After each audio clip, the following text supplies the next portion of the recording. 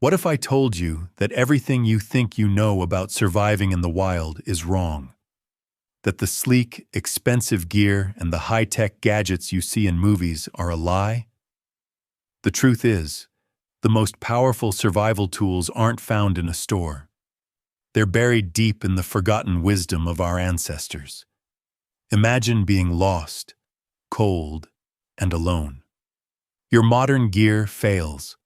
The batteries die. The compass is broken. What do you do then?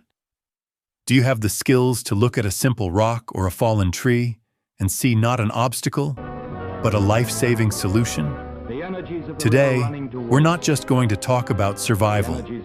We're going to unearth a legacy. We're digging into the past to find 7 ingenious, almost forgotten shelters that are so effective, they seem like magic.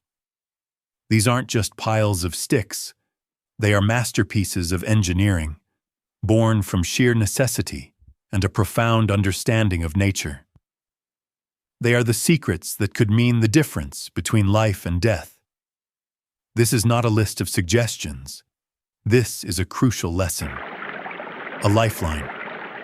Get ready, because we're about to explore the oldest, most powerful survival knowledge that has been waiting for you, hidden in plain sight for centuries. The Earth's embrace. HalfCave Shelter.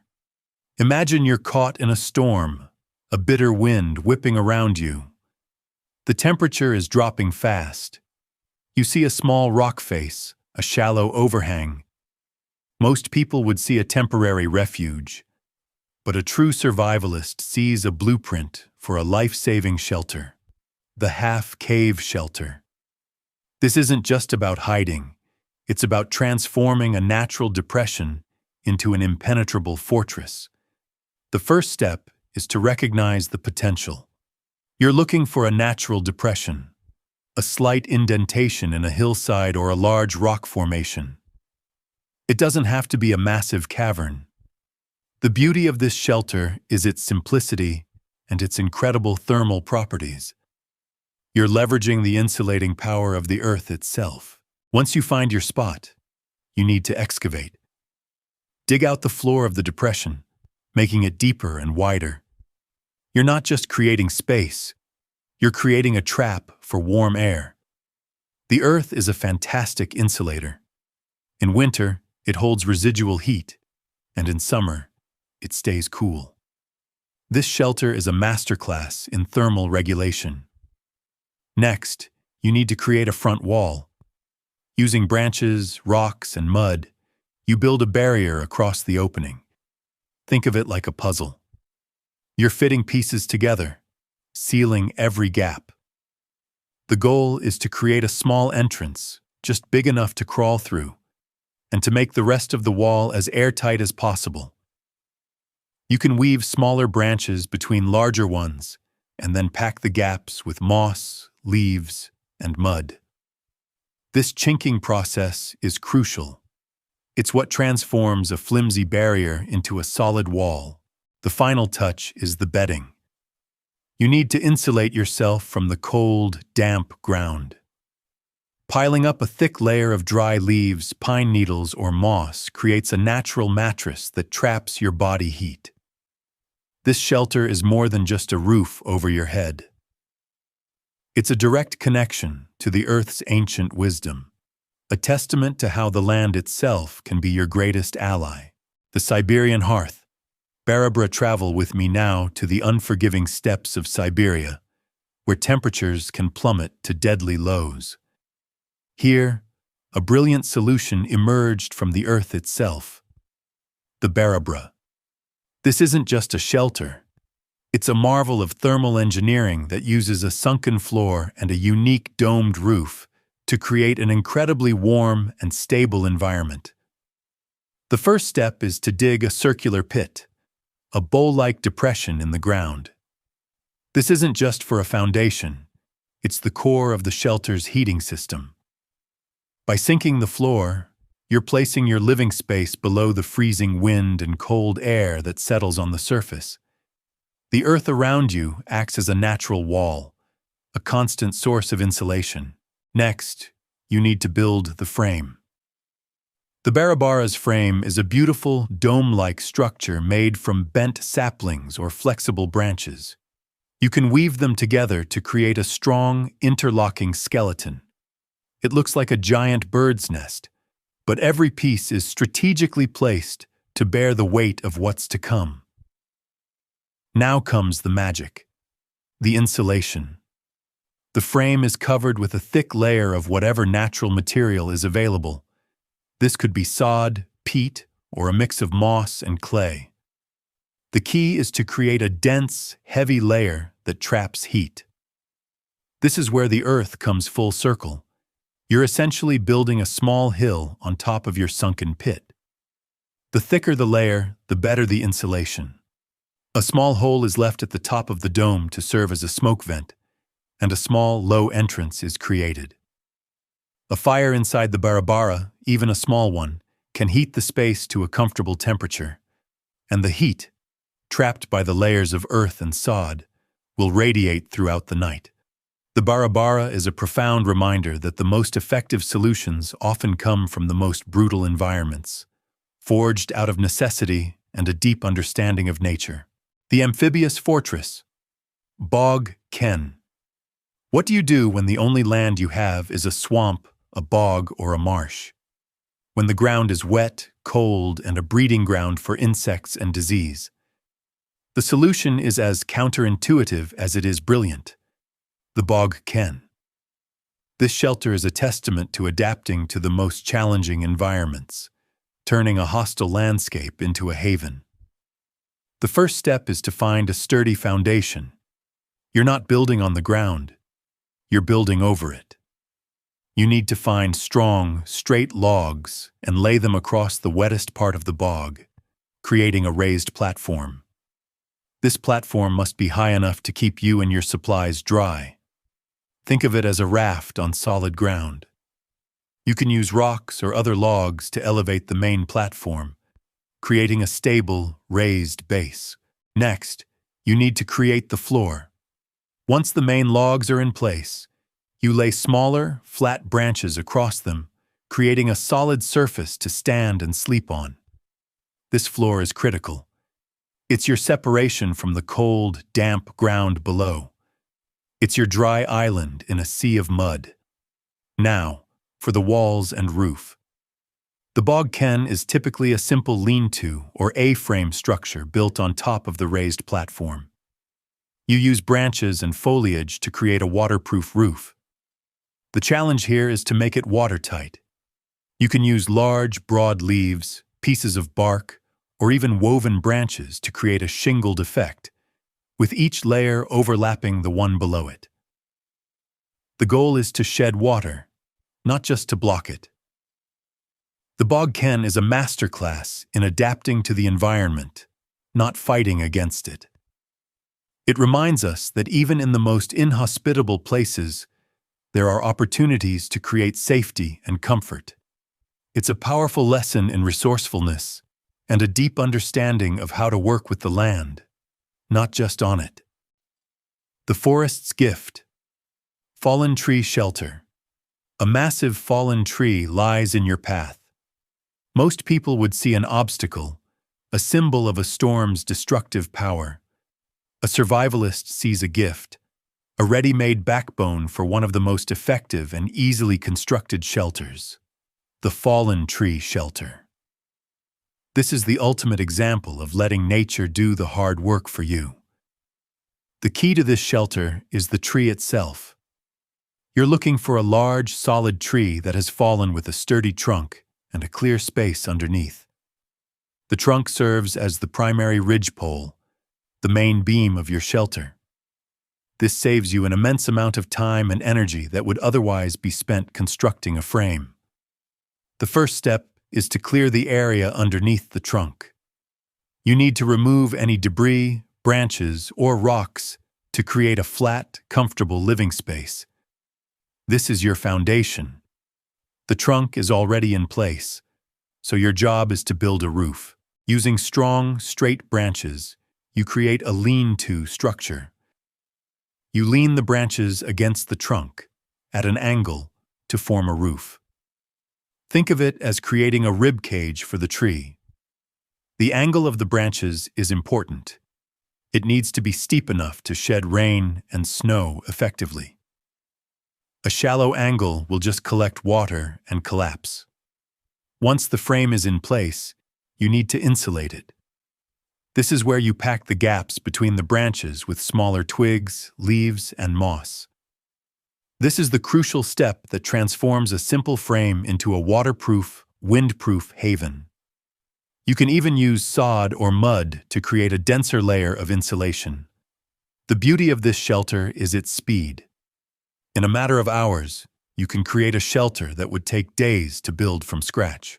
The fallen tree shelter is a perfect example of turning a seemingly negative situation into a positive one. It's a powerful reminder that the resources you need are often right in front of you, just waiting to be discovered. It's about seeing the world not as a collection of obstacles, but as a vast toolbox. The Earth's home. Navajo Hogan. Step into the arid, expansive deserts of the American Southwest, where the Navajo people perfected a shelter that is as beautiful as it is functional. The Hogan. This isn't just a temporary refuge. It's a home, a sacred space, and a masterpiece of sustainable living. A Hogan can be either conical or forked stick style, but the principles of insulation and thermal regulation are the same. The construction begins with a sturdy log frame, typically made from 3 forked logs. These are arranged in a conical or domed shape, interlocking at the top. This creates an incredibly strong and stable skeleton that can withstand the harsh desert winds and temperatures. The entrance always faces east to greet the rising sun, a symbolic connection to the natural world. Once the frame is in place, the true magic of the Hogan begins. The entire structure is covered in a thick layer of mud, clay, or earth. This isn't just a thin coating. It's a massive, dense wall that provides exceptional insulation. The earth walls absorb the sun's heat during the day and slowly release it at night, keeping the interior warm. In the summer, the thick walls protect the inside from the scorching sun, keeping it cool. A small hole is left at the top to serve as a smoke vent for a central fire. The Hogan's design is a testament to living in harmony with the environment. It uses local, readily available materials to create a shelter that is perfectly adapted to the climate. It's a lesson in respecting the land and understanding its rhythms. The Navajo Hogan is more than just a shelter. It's a piece of cultural history, a living example of how deep knowledge and respect for nature can lead to perfect solutions. It's a survival shelter that is also a home, a sanctuary, and a place of deep spiritual significance. The Master's Lair, Scoutmaster Shelter. Imagine this. The sun has set, the temperature is plummeting, and you're faced with a choice. You can shiver through the night, desperately clinging to a small fire, or you can use a forgotten piece of ingenuity to turn that single fire into a personal furnace. This is the secret of the Scoutmaster Shelter, a masterclass in thermal engineering that is as simple as it is brilliant. It's a shelter that doesn't just block the wind. It actively captures and redirects heat to keep you alive. The key to this shelter is its deceptive simplicity. You aren't building a massive cabin. You're building a highly efficient, personal-sized refuge. The first step is to find a sturdy tree or a large, flat rock that can act as the back wall. This natural backstop is the foundation of your warmth. You then lean branches against this anchor point to create a low, tight, lean-to roof. The angle of this roof is crucial, steep enough to shed rain and snow, but low enough to trap the rising heat from what you're about to build. Now for the real magic. You build a small, controlled fire in front of the shelter's opening. But you don't just leave it at that. This is where the master part comes in. You construct a wall of logs, rocks, or anything else you can find. Green logs are perfect because they won't burn quickly, and place it behind the fire. This isn't just a windbreak, it's a heat reflector. This reflector wall acts like a mirror for warmth. As the fire burns, its radiant heat travels forward, hits the wall, and bounces directly back into your lean-to. It creates an incredible, concentrated pocket of warmth. The shelter itself is your body's insulation, and the reflector is the engine that drives your personal heating system. You don't need a massive, roaring bonfire that drains your energy and burns through your wood supply. A small, carefully managed fire is all it takes to stay warm and safe. The Scoutmaster shelter is a brilliant reminder that survival isn't always about brute force. It's about smart design and understanding the fundamental principles of nature. It's a powerful lesson in using what little you have to create an enormous advantage.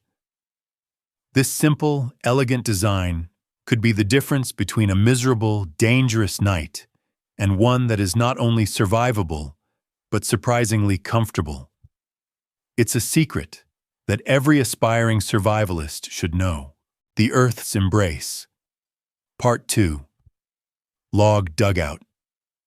What if I told you that the most secure shelter in the wild isn't built on the earth, but within it? When the wind screams and the snow buries everything in its path, there's a place of absolute safety that uses the land itself as your shield. This isn't a quick fix. This is a sanctuary built for resilience. This is the Log Dugout, and it's a testament to the powerful ancient wisdom of going underground. The first and most labor-intensive step is to dig a trench. But this isn't just a ditch. This is your foundation, your living space, and the key to your insulation. You dig a long, narrow trench, deep enough to get below the surface level where the coldest winds blow. The deeper you go, the more you leverage the Earth's natural thermal stability. The ground is a constant temperature, and by sinking into it, you're tapping into that warmth. Once your trench is complete, the roof becomes your next focus.